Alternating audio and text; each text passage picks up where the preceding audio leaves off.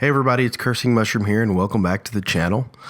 Sorry I've been gone for a little bit of time in terms of making actual videos. I've been busy streaming Destiny 2 because, you know, that's what the talk's about right now. So the main purpose of this video is going to be my main initial thoughts of Destiny 2, and then should you buy it or you should just say, it's not for me. So the first thing is going to be my initial thoughts of the game. In terms of the campaign, it was fantastic. It wasn't just, here's this thing, you shoot at it, and that's it. See you later. You know, the darkness. What is the darkness? There's no time to explain. There's no time to explain. What are you trying to talk about, lady? We have no idea what you're not trying to explain or what you're trying to explain. So there are better elements in this campaign. I'm not going to say it's the best campaign story ever, but there are campaign story elements that get you involved in the story, which that's the way it should be. Now, also, we're going to do some pros here, and then we're going to do some cons. So the pros, I would say that probably the leveling system, after you reach max level, you still level up, and you get what they call a bright Engram, which can give you rewards, which is nice.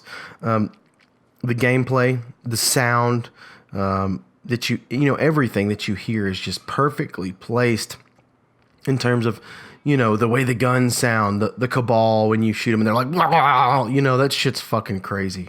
Excuse my language, but they do a really good job at implementing sound where it belongs. Also in the pros, you've got so much variety of content. You've got the campaign, which is good. You've got adventures, which are like, you know, side quests to an extent.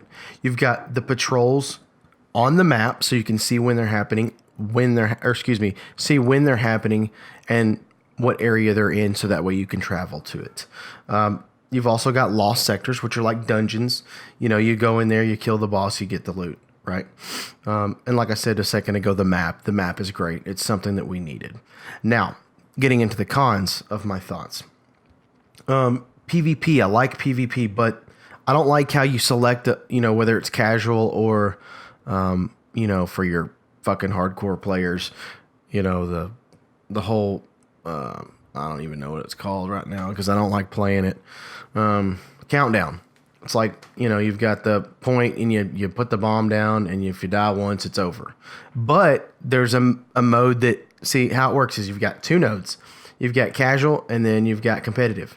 Well, the problem is you pick one and it puts you into a random match, random mode. You don't get to pick the mode, which I think is absolutely awful because, like I said, Countdown I despise, but there's another game mode in there which is really fun that you get, like, you know, excuse me, you get like 8 lives, I believe, between you and the teammates.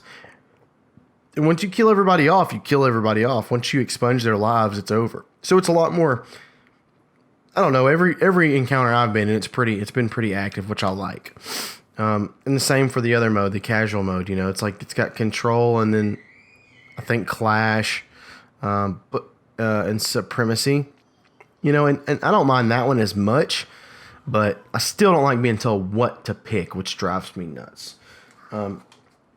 Also, at launch, there was no clan. You couldn't get into the clan settings.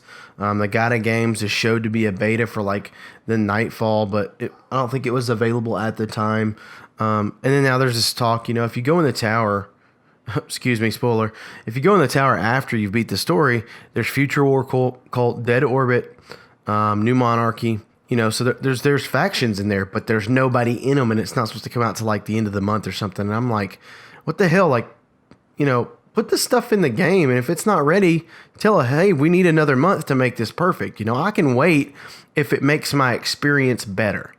But my overall thoughts, I loved it. There are a few cons, but mostly pros. I mean, I plan to, once I've played the raid and played it for about a month or so, I'm going to do an actual full-fledged review because it deserves a full-fledged review, you know. After time of playing it, did it get stale? Did it continue to grow on me? All that stuff. So that's something that I'm going to do here, like I said, in about a month. Now, do I think you should buy it or do I think you should pass on it? Well, that just depends. If you like shooters, you know, you like alien science fiction, you like loot, buy it. If you don't, Don't buy it. I mean, that's all there is to it. It's a looter shooter, as I've heard it called before, and that's what it is. Only time will tell if it's going to sustain like Destiny 1 did. Even though Destiny 1 had all its flaws, it's still, excuse me, blah, blah, blah, blah, blah, blah. God bless, it's still sustained over time, which is, what this game needs to do in order, for me to be happy with it in the long run. But anyways, do I think you should buy it or do you think you should pass?